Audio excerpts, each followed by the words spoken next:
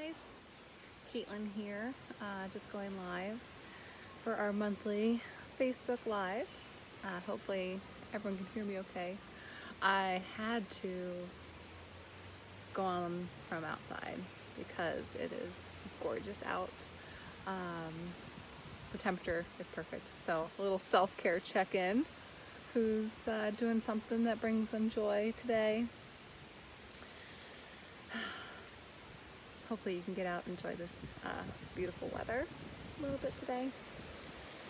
We're going to start talking at 11:30, so we'll give everyone a few minutes to jump on.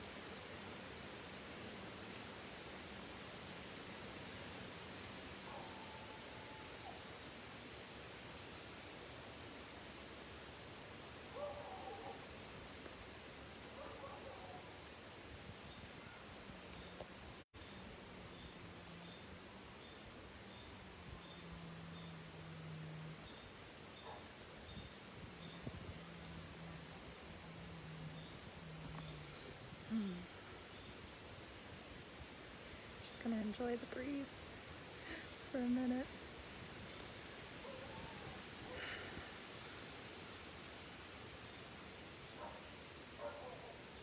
We're gonna be talking a little bit about blood sugar management today. We've been doing themes on our social media.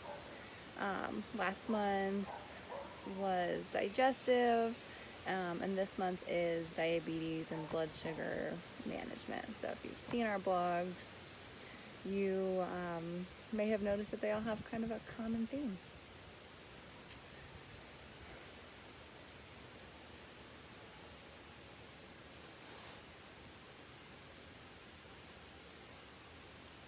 Let's give it one more minute.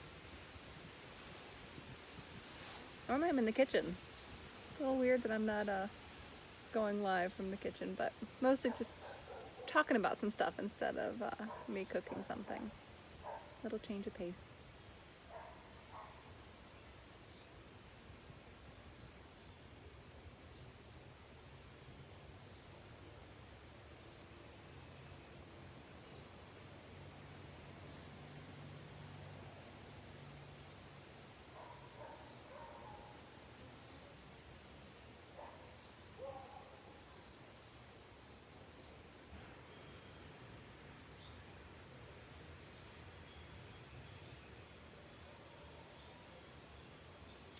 Alrighty, it's 11:30.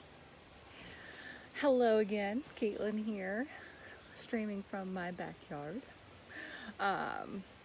So today we're talking about blood sugar management and some things that can, come up a lot. So specifically sugar substitutes, what are they? Are they good? Are they safe to use? Mindful eating and its use in blood sugar management, and then how to build better meals that are going to be better for your blood sugar and keep that more stable. First, I want to draw your attention to our website. If you haven't been to our website recently, www.ourbitzer.com, we have been working really hard to make it better. And one of the things that we added on was when you go to our blog page, and that is going to be right across the top. You click on blog. You can now pick a category, and it'll bring up all the blogs that are tagged diabetes, or heart health, or cancer, or whatever condition you may be concerned about. And so that little search option has been really fun to add, so we're really pleased with that. So go check out our website, go to the blog, and if you're worried about your blood sugar, you can categorize by diabetes. Okay, so if you have been to our blog recently, you'll see these topics that we're going to be covering today in 3 different blogs. So if you want a little bit more information, go to the website and check out the blog, okay? So first one, sugar substitutes. I get this question a lot. Are they safe? The answer is we think so. Obviously, not all research is great. Sometimes it's, who's paying for the research can kind of impact the result. So you have to take everything with a grain of salt. But we do believe that they are generally safe. There's no evidence pointing to serious health conditions.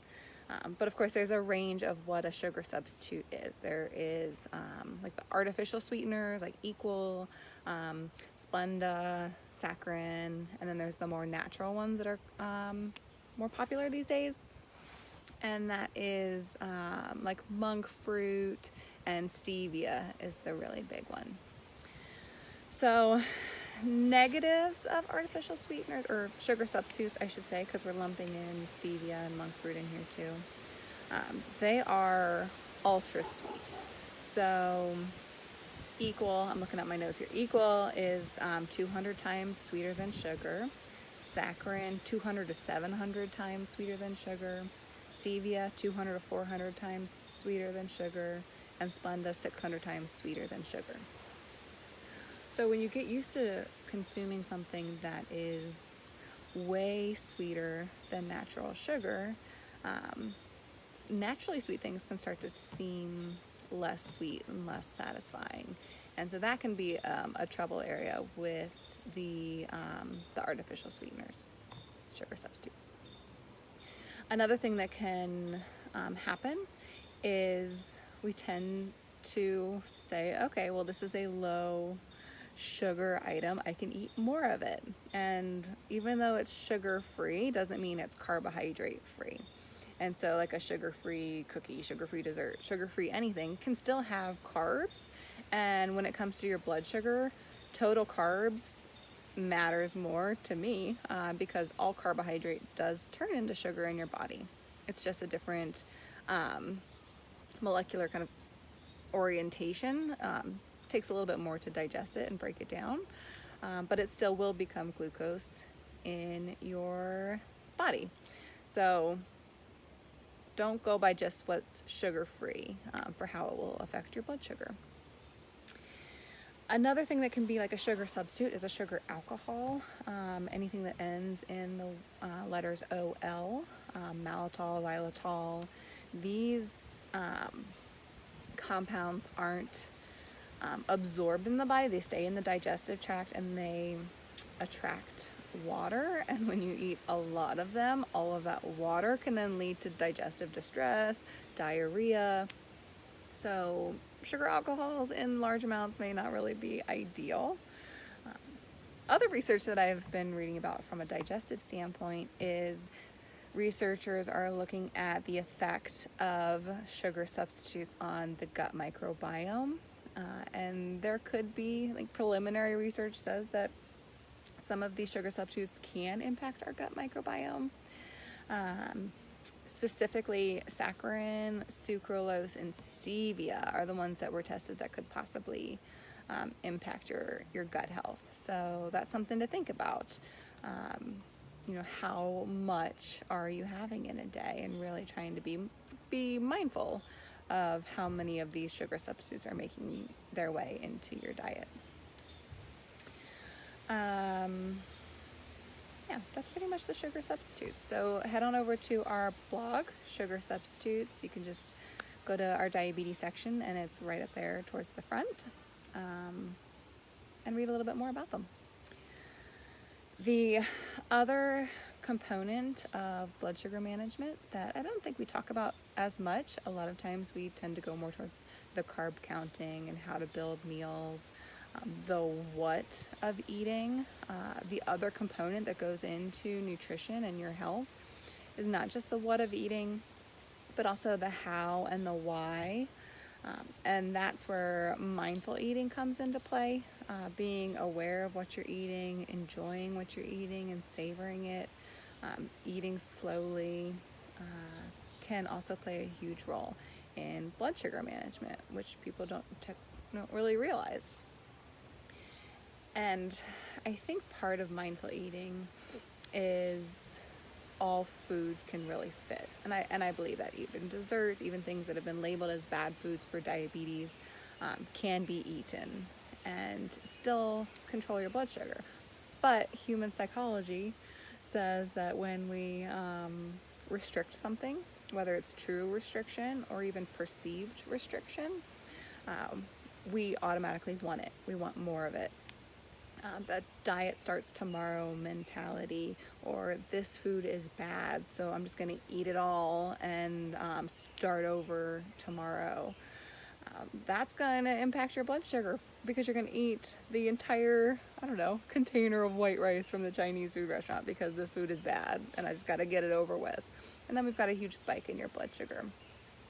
Whereas eating a reasonable portion with other things, protein and vegetables, and feeling full and satisfied, and then even having some more tomorrow is fine, and your blood sugar will be better off for it than if you were to try and get it all in one meal.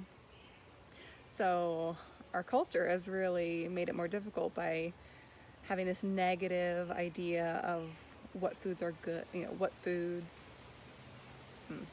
let me start over.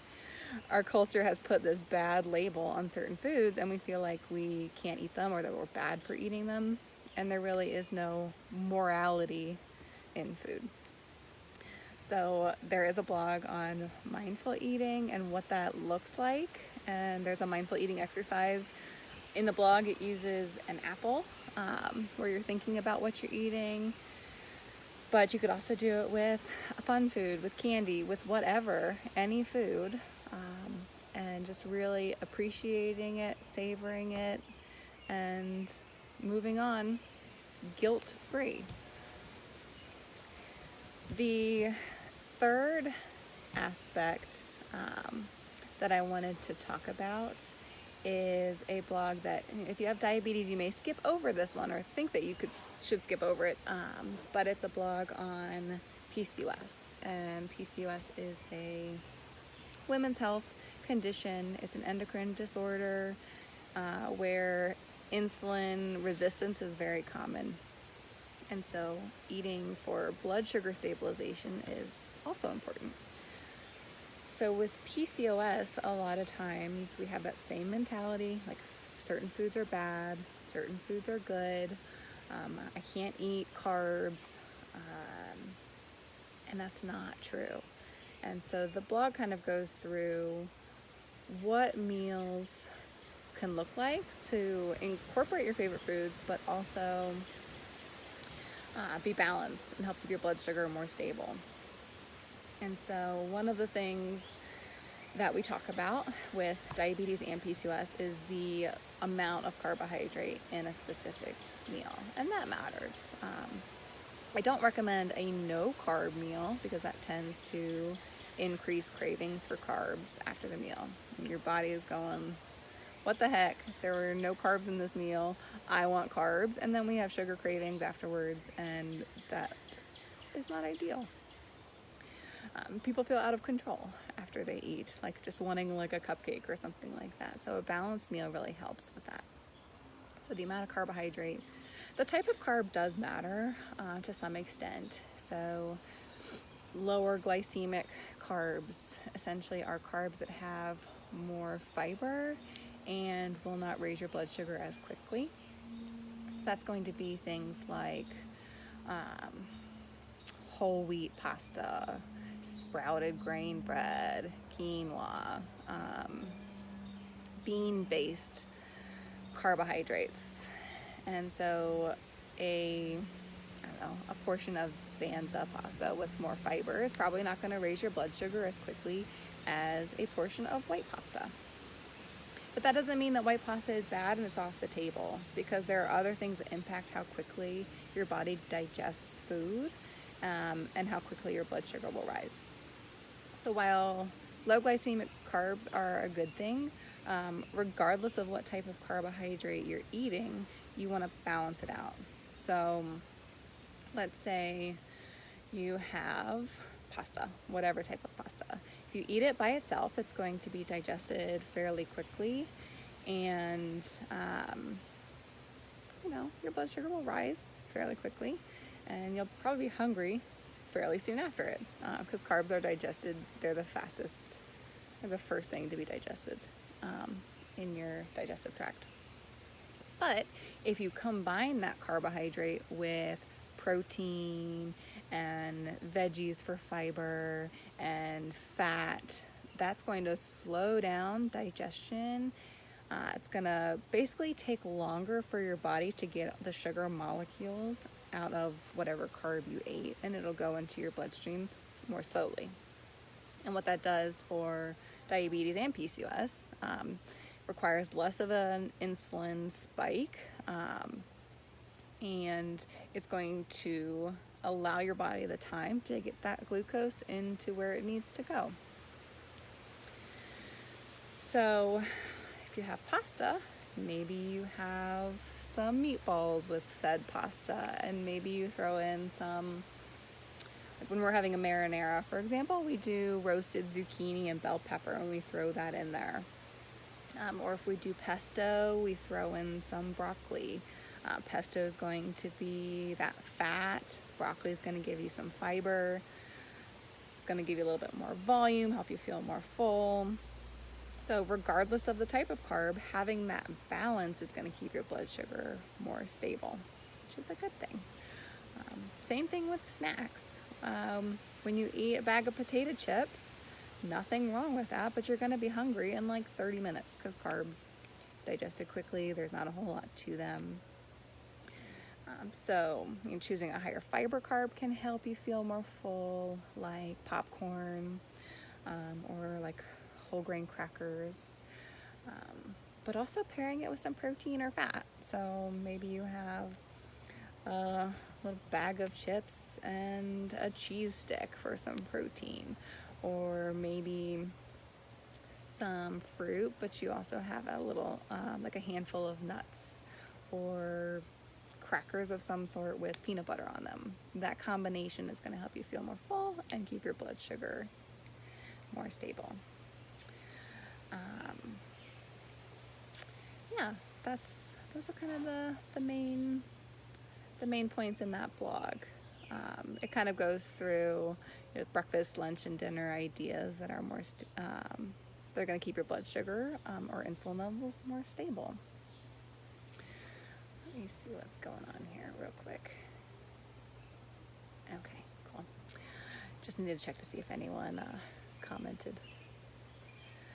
Okay, so basic points from this live. All foods fit, essentially. If you like sugar substitutes, use sugar substitutes. But don't overuse them because they could negatively impact your gut health, and also affect how sweet things taste. Try mindful eating. Go to our blog and try out the exercise and see how it impacts how full or how satisfied you feel as you're eating something. And maybe as you're eating something, you realize, I actually don't really like the taste of this. I figured that out when I was eating not to throw Hershey's under the bus, but a Hershey's chocolate. It's not really that good of chocolate. And so if you're eating mindfully, halfway through, you could be like, you know what? This really isn't satisfying me right now. Or maybe you weren't craving whatever it is you're eating in the first place. And so you can honor your craving truly by getting whatever you want to eat. And then finally, the balance of your carbohydrates matters. Not going no carb, but incorporating protein and fat and fiber to help you feel full and satisfied and keep your blood sugars more stable. So I hope everyone enjoys the rest of their day. Get outside and enjoy this beautiful sunshine for a little bit if you can. And I hope everyone stays well. Bye, guys.